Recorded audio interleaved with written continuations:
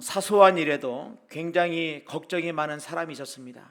늘 언제나 얼굴에는 걱정이 가득했고, 그런데 어느 날 이 걱정이 늘 많던 사람이 밝은 얼굴로 나타난 겁니다. 그래서 그 친구가 물었습니다. 아니, 너 어떻게 얼굴이 이렇게 환해졌냐? 걱정거리가 없어진 거야? 그러니까 그 사람이 말했습니다. 내가 나 대신 걱정할 사람을 고용했어. 아니, 그럼 어떻게 그것을 고용한 거야? 신문에 광고했지. 어떻게 광고했는데? 나 대신 걱정할 사람을 찾습니다. 하루에 일당 100만 원. 이 친구가 말했습니다. 아니, 어떻게 하루에 어떻게 일당 100만 원씩을 어떻게 주려고 그렇게 한 거야? 그랬더니 그건 내가 걱정할 바가 아니지. 그건 그 사람이 걱정할 일이야. 이렇게 얘기했다고 합니다. 여러분의 인생을, 이 땅을 살아갈 때 우리는 이 스트레스라고 하는 것을 받습니다. 누가 나 대신 이런 스트레스를 대신 받아줬으면 하고 그런 생각을 할 때가 있습니다. 이 스트레스가 뭡니까? 우리 이 땅을 살아갈 때 외부의 자극이나 경험에 의해 가지고 받는 육체적, 정서적, 정신적 이런 반응을 스트레스라고 합니다. 그런데 이런 스트레스는 주로 부정적인 의미로 많이 쓰이고 있습니다. 그리고 이 스트레스의 별명이 뭐냐면은 침묵의 살인자입니다. 그러니까 이 스트레스가 가랑비에 옷 젖는다고 조금씩 스트레스가 다가오다 보면 가랑비에 옷 젖는 것처럼 이 스트레스 때문에 우리의 영혼이라고 하는 것도, 우리의 정신이라는 것도 이 육체하고 관계가 되어 있기 때문에 우리에게 있는 질병의 약 70%가, 다는 아닙니다만은 대부분의 70%가 이 스트레스로 말미암아 이 질병이 온다고 하는 것입니다. 그래서 이 스트레스는 여러분 이 땅을 살아갈 때 우리가 늘 그냥 그렇게 넘어갈 수 없는 이유는 이것을 잘 관리하지 않으면 때로는 위험하거나 위기에 처할 수 있다고 하는 것입니다. 그러면 스트레스를 받는 사람의 특징이 뭐냐? 항상 무언가 화가 나 있습니다. 그 사람의 얼굴을 보면 뭔가 화가 나 있고 뭔가 못마땅한 게 가득 찹니다. 이걸 전문 용어로 열받았다, 그런 말, 열받았다. 얼굴에 열이 가득한 거예요. 여러분, 사람은 이 뇌 쪽으로 열이 가득하면 안 되는데 스트레스를 받으면은 이 위쪽으로 해서 얼굴이 뭡니까? 이 뭔가 화가 늘 나 있고 얼굴에 굉장히 얼굴이 짜증이 많이 나 있는 그런 상태가 이 스트레스의 하나의 반응이고, 또 어떻습니까? 아주 예민합니다. 이 별것도 아닌 거, 그냥 넘어갈 수 있는 거, 그냥 그럴 수 있는 거, 그런 것들을 갖다가 용납하거나 받아들이지 못하고 굉장히 예민하게 반응하는 거, 스트레스를 받고 있다는 겁니다. 그리고 무언가 오해하기를 잘합니다. 있는 걸 있는 그대로 받아들이지 않고 있는 거 뒤에 뭔가 있을 거야 그렇게 생각을 하면서 그 뒤를 궁금해하면서 그렇게 하는 건 뭐냐? 다 스트레스를 받는 징조라고 하는 것입니다. 그러다 보니까는 이게 먹는 것도 잘 소화도 잘 안 되고, 이 스트레스를 받으면 잠을 자도 좀 잠도 잘 안 오고, 먹어도 뭐가 맛있는지도 모르겠고, 이런 상태가 지금 내가 스트레스를 받고 있는 상태라고 하는 것입니다. 근데 이것은 또한 전염성이 있어가지고 스트레스를 많이 받는 사람 옆에 있으면, 왜 우리가 난로 옆에 있으면은 왜 뜨끈뜨끈한 것처럼 스트레스를 많이 받는 사람들 옆에 있으면은 나도 모르는 사이에, 나하고는 아무런 상관도 없는데 나도 모르는 사이에 함께 동일하게 머리가 뜨끈뜨끈해지고 스트레스를 받는다고 하는 것입니다. 그렇다면 여러분의 인생을 살아갈 때, 우리가 광야의 길을 걸어갈 때 스트레스를 안 받는 사람은 아무도 없습니다. 그렇다면 우리가 우리의 일상처럼 밥 세 끼를 먹는 것처럼 우리에게 만나는 스트레스를 갖다가 어떻게 성경적으로 바라봐야 되고 어떻게 그것을 해결할 수 있느냐에 대해서 오늘 본문의 말씀을 가지고 우리 같이 말씀을 나눠보길 원합니다. 여러분, 첫 번째로 이 스트레스는 받는 것이 아니라 맡겨야 한다고 하는 것입니다. 오늘 본문의 말씀 마태복음 26장 30절 말씀 보니까, 이에 예수께서 제자들과 함께 겟세마네 곳에 이르러 제자들에게 이르시되 내가 저기 가서 기도할 동안에 너희는 여기 앉아있으라 하시고, 베드로와 세베대의 두 아들을 데려가실새 고민하고 슬퍼하사 이에 말씀하시되 내 마음이 매우 고민하여 죽게 되었으니 너희는 여기 머물러 나와 함께 깨어있으라 하시고, 오늘 말씀 보니까 예수님께서 십자가를 앞두고 겟세마네 동산에서 기도하시는데 예수님의 상태를 말씀하고 있습니다. 고민하여 죽게 되었다. 여러분, 이 말씀을 통해서 우리가 알 수 있는 거 뭡니까? 예수님도 이 땅에 사실 때 스트레스를 받았다는 거예요. 우리가 언제 생각할 때, 아니 예수님이 고민할 게 뭐 있지? 아니 예수님이 하나님의 아들이신데 예수님이 고민하고 뭐 할 게 뭐가 있을까 생각할지 몰라도 예수님은 이 땅에 오실 때 완전한 인성으로 이 땅에 오셨습니다. 똑같이 우리와 똑같이 배도 고프시고 그 다음에 뭡니까? 잠도 주무셔야 되고 똑같은 인성으로 그래야만 우리의 구원자와 우리의 죄를 구원하실 구세주가 될 수 있기 때문에 완전한 하나님이시면서 동시에 완전한 인간으로 우리의 중보자로 오셨기 때문에 예수님은 우리와 똑같은 인성을 가지셨고 우리와 똑같은 경험하셨고 똑같이 시험을 받았지만 죄는 없었다라고 말씀하고 있습니다. 히브리서 4장 15절입니다. 우리에게 있는 대제사장은 우리의 연약함을 동정하지 못하시리가 아니요 다 동정하신다는 거예요. 모든 일에 우리와 똑같이 시험을 받으신 이로되 죄는 없으시니라 라고 말씀하셨다는 것입니다. 그러니까 여러분, 예수님도 이 스트레스의 상황 가운데 늘 대적자 가운데 쌓여 있었다는 걸 보면 뭡니까? 이 스트레스를 받는다고 하는 것은 죄가 아니라고 하는 것입니다. 누구든지 받을 수 있고 누구에게나 찾아올 수 있다고 하는 것입니다. 그렇기 때문에 우리는 이 스트레스를 바라볼 때 항상 이 스트레스가 부정적인 것만을 주는 건 아니에요. 이것 때문에 많이 칠수분 질병도 생기고 뭘 한다 그러니까 우리가 부정적으로만 볼 수 없는 것은 이 스트레스를 통해 가지고 뭐냐면 자기가 더 잘 이것을 긍정적으로 활용한다 그러면 자기를 더 개발시킬 수 있고 발전시킬 수 있고 성숙하게 하는 계기가 된 게 뭐냐? 바로 이 스트레스라고 하는 것입니다.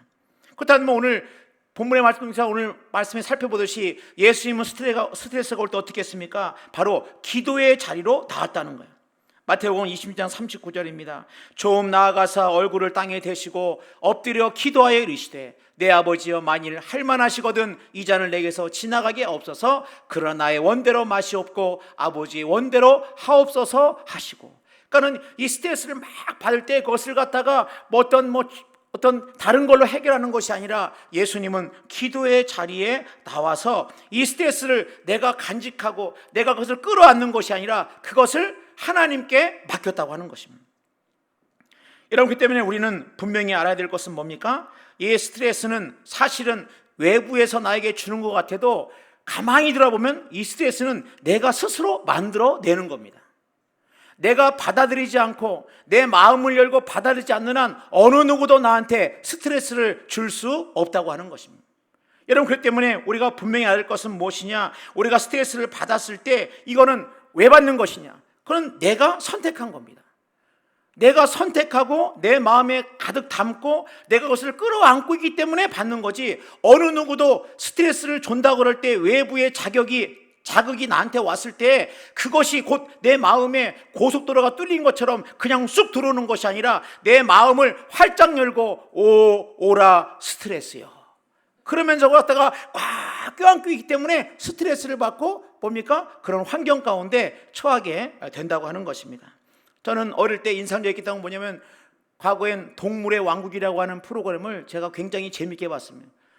근데 이 동물의 왕국을 보면 제가 인상적인 게 뭐냐면은 사자는 잠을 잘 때 어디 저기 보이지 않는 곳에 이렇게 우리 군대용으로 짱 박혀서 자는 게 아니고 사자는 어슬렁 해가지고 편안하게 자기가 햇빛 쐬고 좋게 잘만한데 그런 데 가가지고 사자는 벌러덩 누워가지고 자고 있는 거예요.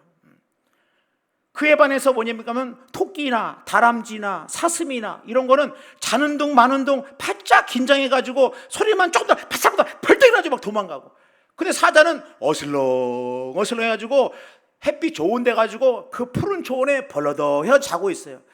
그래서 나온 말이 뭡니까? 누가 잠자는 사자의 코털을 건드리느냐. 거기서 나온 거예요. 이게 거기서 나온 거야. 여러분, 누가 잠자는 사자의 코털을 건드리겠습니까? 동물의 왕이 사자 아닙니까? 사자는 편안하게 딱 놓여도 어느 누구도 건드리지 않는 것입니다. 여러분, 우리의 인생 가운데 우리가 하나님의 자녀를 살아갈 때 우리는 기억해야 됩니다. 여러분, 우리를 갖다가 우리의 삶 가운데 내가 스트레스를 받을 때 우리는 알아야 되는 거예요. 나는 얼마든지 나의 왕 되신 하나님께 이 모든 것을 내어 맡길 때 나는 사슴 같고 나는 토끼 같고 나는 다람쥐 같지만 내가 사자처럼 담대하게 편안하게 누울 수 있는 것, 이 모든 스트레스에게 뭡니까? 공격을 당하지 않는 이유는 뭐냐? 바로 내가 아버지 앞에 나갈 때 하나님께서 이 모든 것을 다 하나님 앞에 다 맡기면 된다는 거예요. 스트레스가 딱 오면 스트레스에 와라 그런 게 아니고, 스트레스 딱 받고 이건 내가 이거 스트레스 받을 게 아니지, 그러고 그렇다고 옆 사람 주면 안 돼. 내 옆에 있는 사람한테 당신이 받아 그러면 안 되고 이거를 하나님께 내어 맡게 한다는 것입니다. 제가 몇 년 전에 병원에 건강검진하러 갔는데 이 자율신경 균형 검사라는 게 있어요. 이게 뭐냐, 스트레스 지수 검사입니다. 뭐 이것저것 뭐 붙이고 뭐 하더라고요.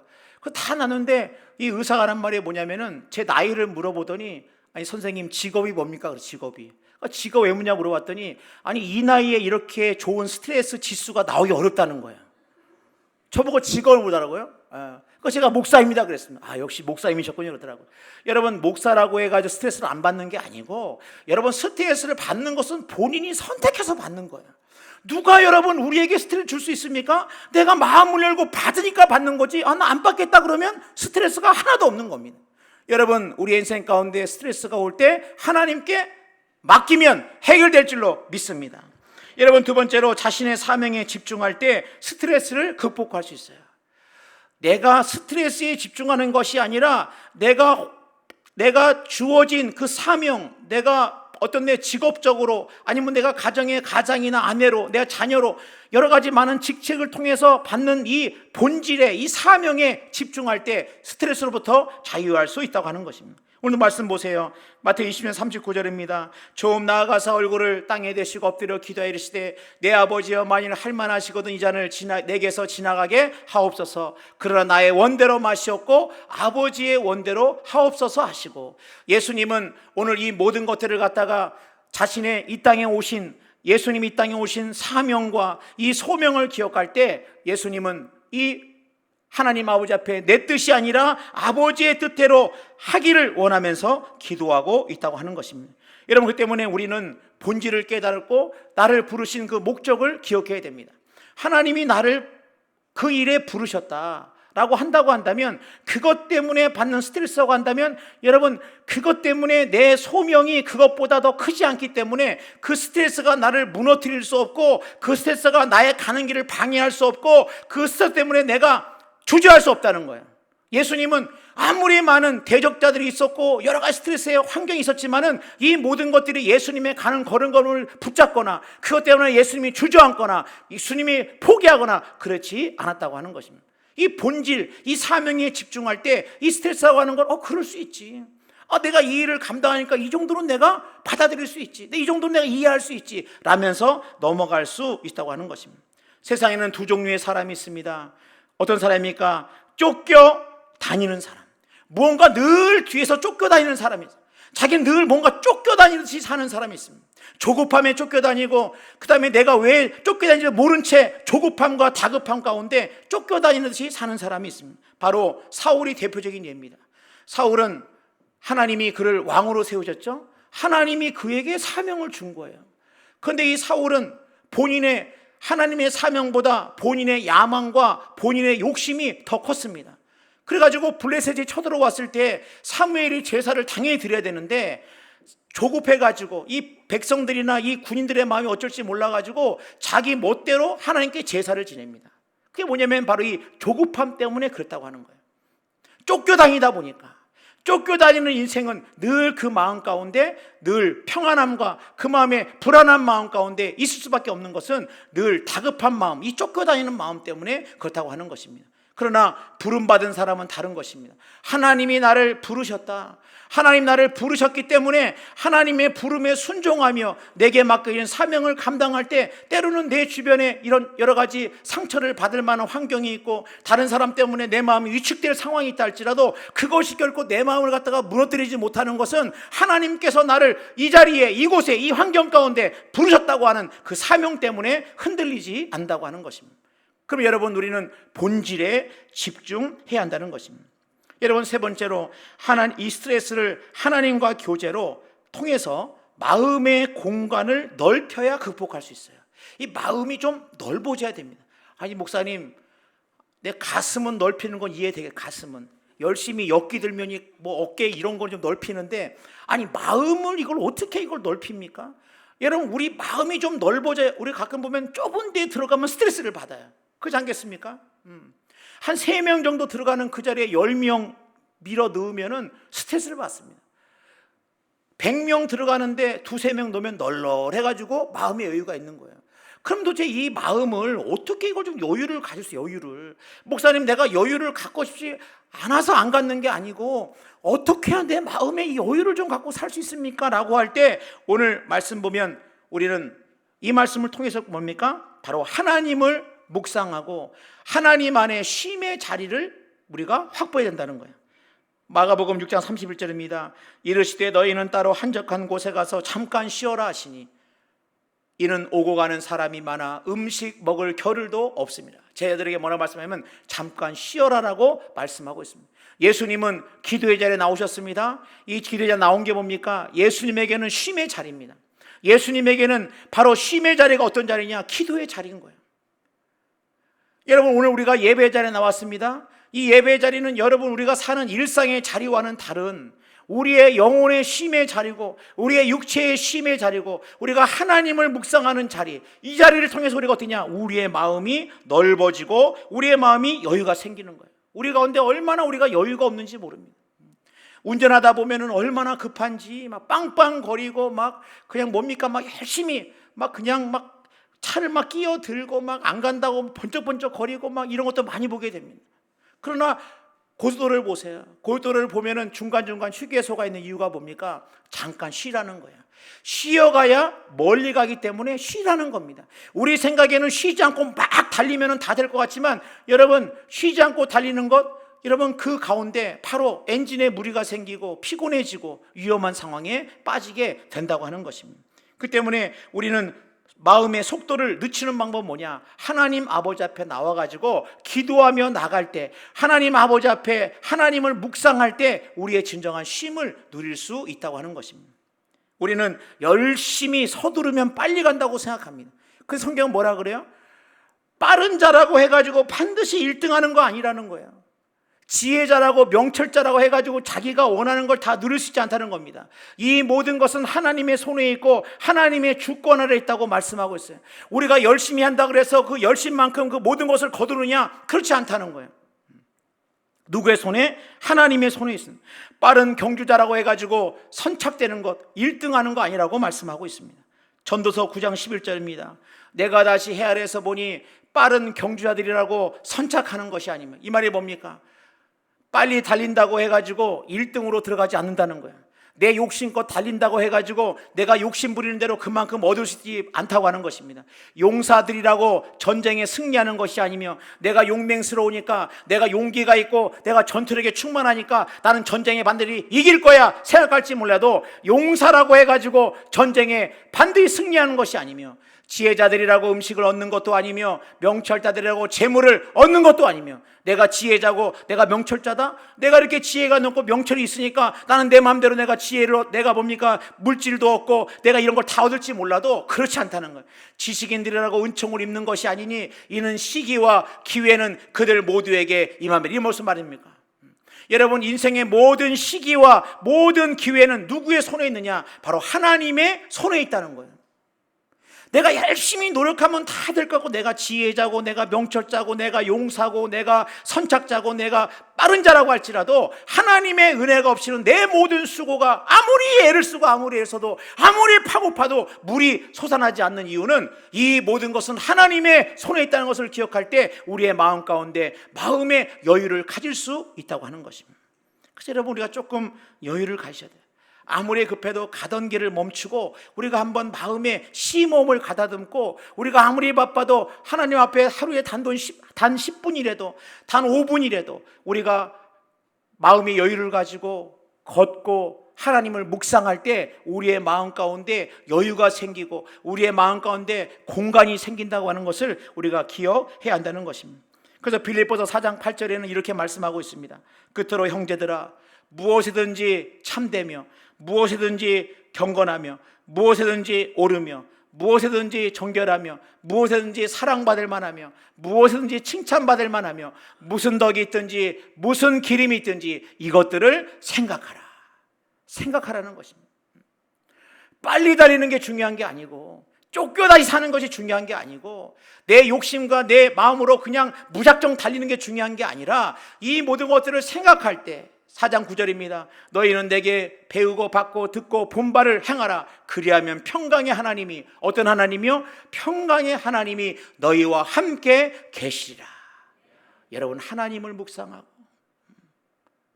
세상이 아무리 그렇게 촉박하게 바쁘게 지나간다 할지라도 그 뛰어가는 사람들, 왜 뛰는지도 모르는 사람들 곁에서 그냥 그렇게 헐레벌떡 뛰는 것이 아니라 내가 누군지를 기억하고 하나님 앞에 내 모든 스트레스를 다 내어 맡기고 마음에 묵상할 때 생기는 이 마음의 여유를 가지고 하나님을 찬양하고 하나님께 나아가고 하나님을 만나면 끝난 것이라고 우리가 찬양했던 것처럼 우리의 인생 가운데 이 하나님을 꽉 붙들고 나갈 때 누리는 이 축복과 육체의 건강과 은혜가 넘치기를 주님의 이름으로 축복합니다.